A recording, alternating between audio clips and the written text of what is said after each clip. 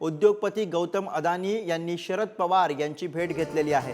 Silver okay इथं ही भेट घेण्यात आली आहे। जवळपास दोघांमध्ये बंद दाराआड अर्धा तास चर्चा झाल्याची माहिती समोर येते।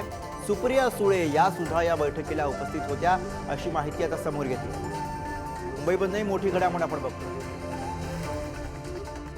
धनंजय दळवी आपले प्रतिनिधी या क्षणाला फोन लाईन वरनं आपल्या सोबत आहेत, त्यांच्याकडून अधिक माहिती घेऊया। धनंजय, या भेटीबद्दल नेमकी काय माहिती समोर येते? या भेटीनंतर आता काय चर्चा सुरू झाल्या आहेत? गुरु, जर आपण पाहिलं तर उद्योगपती गौतम अदानी यांनी थोड्या वेळापूर्वी शरद पवार यांची त्यांच्या निवासस्थानी सिल्वर ओक येथे भेट घेतली। जवळपास या दोघांमध्ये अर्धा तासाच्या वर बंद दाराआड चर्चा झाली।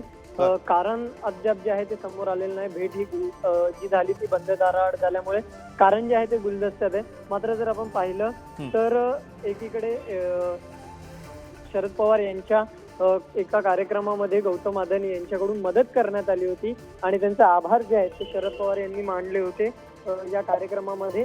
तर याच सगळ्या संदर्भात वरून जे आहे ती भेट झाल्याची माहिती प्राथमिक जी आहे ती समोर येते।